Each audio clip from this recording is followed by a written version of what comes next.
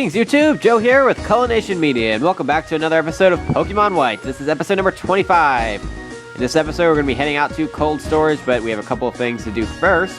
The first is to pick up this big pearl item that's inside this little market area. I'm not going to be going in there to shop because there's really not anything that I am interested in there. But what I do want to do is get involved in our first triple battle, and we have Heartbreaker Charles here riding his bike up and down, and he will explain it to you, but it's basically just 3 Pokemon from each side, or each team, on the field at the same time. This is actually quite a difficult battle, in fact, because his Pokemon are pretty good. He's got Basculin, Zebstrika, and Krokorok, all at level 27, so he's no slouch. And obviously, if you're playing black, this is a rotation battle, not a triple battle like in white. Krokorok does have the Intimidate ability, so your entire team is going to have their attack lowered immediately, which is actually a really smart idea. Anywho, I'm going to go for a Muddy Water with Palpitoad, keeping in mind that it is raining outside, so Muddy Water is going to be powered up by that. So hopefully it hits everybody. We'll see. Alright. It hits Krokorok and Zebstrika. Obviously it can't reach Basculin, but it's super effective on Krokorok, and that takes him out. And it gets Zebstrika almost down into the red zone. And our Zebstrika, on the other hand, is going to grow up to level 29, and it's going to pull off a Spark here on Basculin, and it's not quite enough to knock him out, probably because of the Intimidate from earlier. Flame Charge from the opponent Zebstrika. Super effective on Servine, but it's raining, so Fire-type moves don't do a whole lot of damage. He does get the speed boost, but we're able to knock out Basculin with a Leaf Tornado from Servine, and he's down to just a very weakened Zebstrika, so we should be in the clear here, because we actually only got hit once throughout this entire thing. Let's see. Palpitoad actually is still faster than Zebstrika, I don't know how. But he is, and he gets a Mud Shot off. It's super effective, and Zebstrika goes down. That's going to be the end of this battle. Servine goes up to level 30. And Zebstrika is the only one at level 29. How sad. So we've defeated Heartbreaker Charles. Sheesh, that's embarrassing. Getting schooled. Yeah, you did get schooled. If you want more triple battles, you should go to Opelucid City. And that's going to be at the end of the game, because we're not anywhere near Opelucid City at this point. We'll be doing more triple battles when we get there. There's, in fact, like a triple battle house, I believe, where there's like 2 or 3 of them that you can go to. Pretty cool. Alright, in the meantime, we're going to be battling some trainers just kind of littered around here before we actually enter the cold storage area. So we have youngster Kenneth, and he has a Whirlipede. It's kind of unexpected, but he does have a Whirlipede at level 24. Thankfully, I have Archon out in the front, which is going to make this incredibly easy. We're going to go for an Acrobatics, but it's not going to connect because stupid Protect. Sometimes hate Protect. Alright, so we get the Acrobatics off. It kills Whirlipede, but Poison Point is activated, and Archon is now poisoned, which sucks. Carablast is the next Pokemon. That's a Pokemon we haven't seen yet. It's a pure Bug-type Pokemon. It's not really anything to worry about until it evolves, but we don't have to worry about that at this point. Acrobatics is enough to take it out. Super effective. And Archon grows up to level 30, so Zebstrika is the only member of our team not at level 30 at this point. Alright, instead of running all the way back to the Pokemon Center, let's use an antidote. I'm sure I have one. I have 3. There we go. All cured and ready to go. Alright, we want to talk to this guy here. A helmet is an important tool for shock protection. It's good to let your Pokemon have one, too. I suppose so. And he's going to give us the Rocky Helmet, which is pretty much a held item that gives your opponent, or not your opponent, that gives your Pokemon, like the rough skin ability. Kinda, sorta, if that makes any sense. Basically what it does is it will hurt. Why can't I talk to this guy? Holy crap. The Rocky Helmet will damage any Pokemon that makes physical contact with the Pokemon that's holding it, so it can be pretty useful, especially if you're fighting like all fighting and normal type Pokemon that like to use moves like Pound, Karate Chop, Cross Chop, stuff like that. Alright, so we have Joltik here, another Pokemon we haven't seen. It has the Unnerve ability, which means that we can't use berries while it's on the field. I don't have anybody with berries anyway, so that's not a problem. It's a bug and electric type Pokemon, so it is weak to rock. That's why Ancient Power took it out so quickly. Then we have Dwebble coming out next. We've seen Dwebble before. It's a bug and rock type Pokemon. One of its biggest weaknesses is water, and it is raining, so we would be able to exploit that. But I want to get Zebstrika some experience here, so I'm going to let Zebstrika take this one. We should be able to kill it with a Spark. It's a critical hit, but it has the Sturdy ability. I forgot about that, so it can't be killed in one hit. Stealth Rock is a really dumb move, considering I'm pretty sure this Dwebble is your last Pokemon. But that's alright. Pursuit takes care of Dwebble, and that's going to be it for this battle. Nothing to worry about. Do you battle me? No, I don't think he does. I'm not even going to talk to him. Don't even care. Alright, so should be something in here. A Peepee-Up in the trash can. Who would throw that away? I don't understand. Alright, so I'm going to use a Repel here because I'm not interested in fighting any of the wild Pokemon here. You can find Herdiers here, which is kind of cool. I think this might be one of the first times, if not the first time, that you can find him in the wild. Ether, yay. You can also find a new Pokemon here that we haven't seen yet. And that's going to be Vanillite. It's a pure Ice-type Pokemon. It is part of a 3 evolution chain, so it can get very powerful. It's very skilled in the way of the special attack. It learns a lot of Ice-type moves on its own as well via level ups. You don't have to wait for TMs. The problem is that it doesn't have a lot of type variety in its moves. I mean, it can't learn Water Pulse, and there's no TM for it. In this game, you would have to use an egg move to teach it Water Pulse. Other than that, I think it's a good Pokemon, and I actually was planning on using it, but I decided against it pretty much at the last minute here.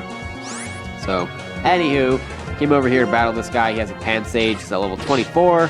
We have Archon, and Acrobatics takes care of him in one hit. Timber is the next Pokemon. It's a pure fighting type. We're going to leave Archon out for that because he can take him out with an Acrobatics as well. Archon is just amazing. Acrobatics kills everyone.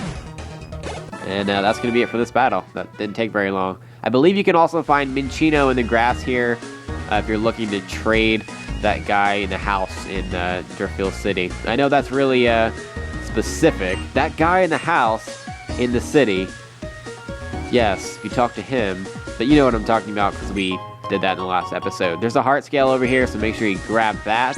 Heart scales are always useful. And I'm going to switch Zebstrika to the front again because I kind of need to get him some experience. Sharon is ready to go, and we are in cold storage. It's cold in here. Well, still, is there anything more important than strength for trainers like the champion? You're still hung up on that, Sharon? Oh, I'll never understand. What a bother. Stop saying that, honestly. Stop saying what a bother. It's really annoying, Sharon. I'm going to grab this item first.